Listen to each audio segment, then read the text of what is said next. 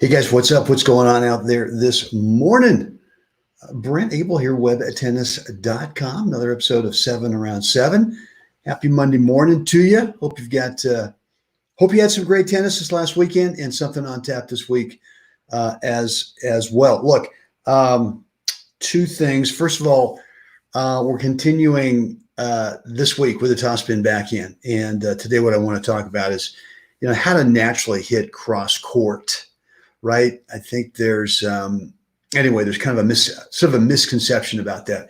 And I want to give you some clarity on how to do it a lot more naturally so that you're not fighting the ball. Yeah.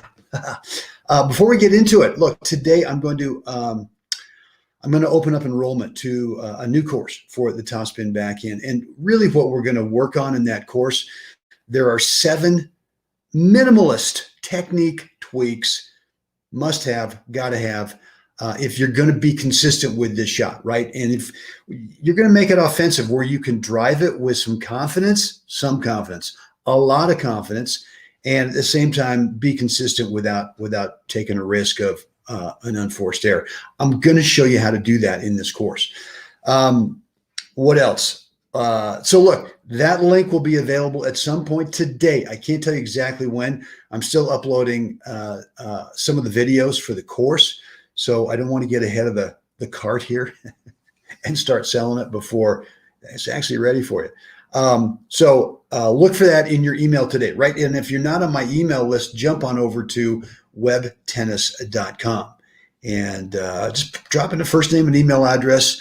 And then you'll get access to the Web Tennis members area and all that good stuff. But then you'll get on my email list and you will get notified today. So look, this is really simple. And I think with the Topspin Backhand, that hitting cross court obviously is our bread and butter shot with that, right?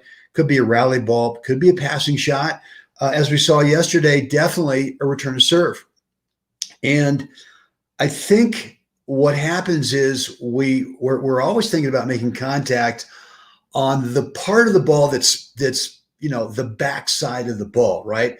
The part of the ball that's actually facing us as we make contact. And what we do then to get across court is we kind of pull. If you're a right-handed player like I am in this picture, we typically, if you make contact in the back and you want to go cross court, is we kind of windshield wipe from left to right. And what happens is you don't really drive the ball, is you just kind of come in and brush from side to side. And lots of times what happens is you just kind of get this side spin, which is not what you want, right? And you want a real topper on it. And so look, think about it this way. What I like to feel is when I'm going cross court is I like to contain with the tip of the racket head, the outer part of the ball. And I know I'm going to get people out there go, man, the ball's round. There's no corner. There's no outer edge. Okay. All right. I get it. But in terms of, I try to come around the outside. If that back of the ball is the face of a clock, like right around 8 o'clock, right? About just about that there.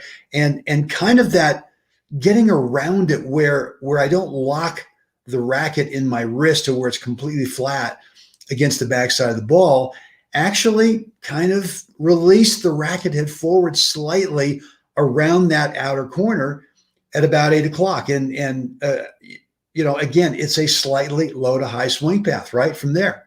So I want you to try that. I want you to see if you can get out there. And for me, it's more like the word I use, containment. I try to contain the ball by getting around that corner. And from there, what I can do is drive out through the ball rather than kind of flipping the wrist or flipping the racket head from left to right as a right-handed player. So look, I hope that makes sense. So try that.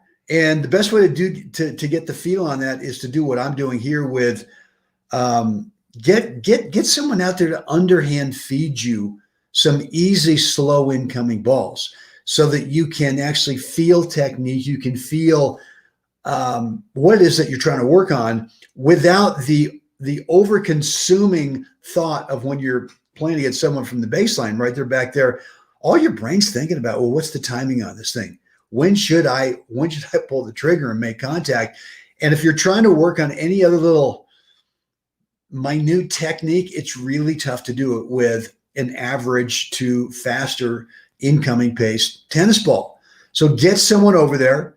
I got my buddy Ronnie on the court, and just underhand feed so that you can not be so consumed with timing and really allow yourself to consciously focus on some part of technique.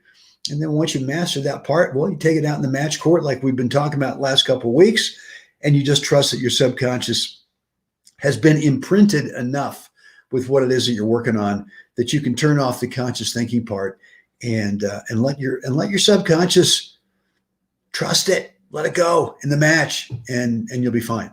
All right, guys, that's it for me today. I know this is very short. We're actually under 6 minutes right now, 5:55.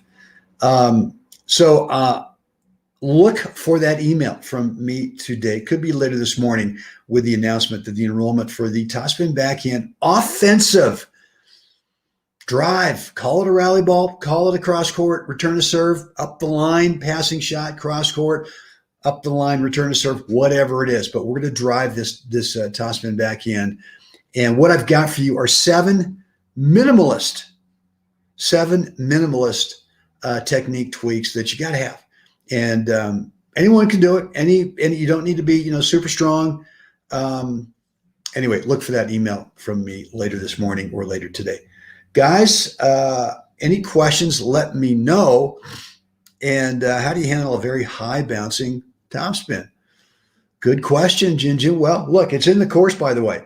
But, for me, it kind of depends. I try to, if I can step in to get closer to that bounce on the high bouncing topspin, I try to step in and take it earlier, right? If I can't do that and the ball does get up around my shoulders, it's way more of a flatter, slightly underspin drive. And the swing path on that is really, much more of a linear swing path.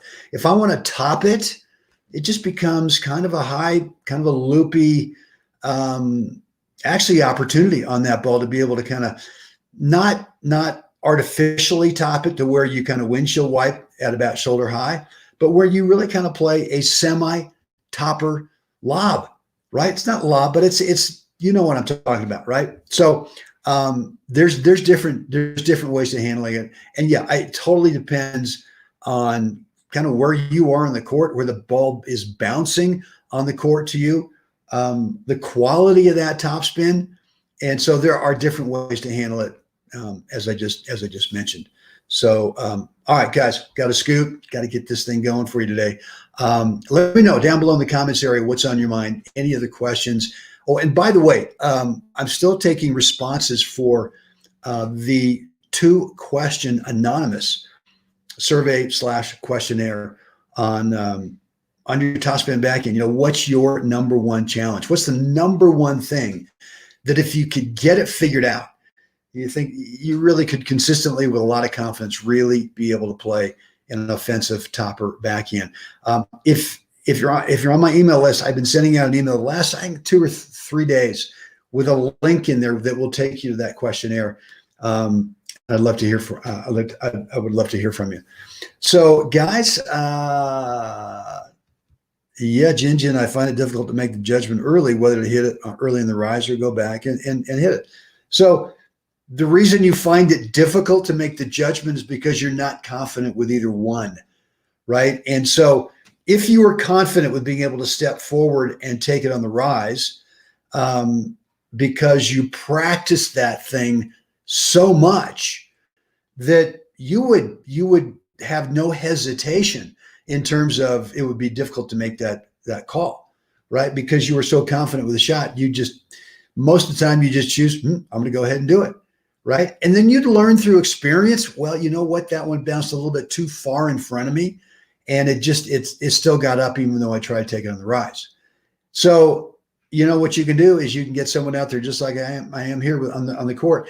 Get someone to underhand feed you balls where you've got to step forward and take the ball on the rise, right? And then have someone feed you some balls where it's a high bouncer that maybe you just kind of hold your ground.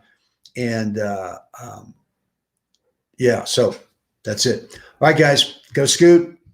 As always, got to get out there. You and I got to get out there. We got to help someone else have a spectacular day. Guys, I'll see you again tomorrow morning.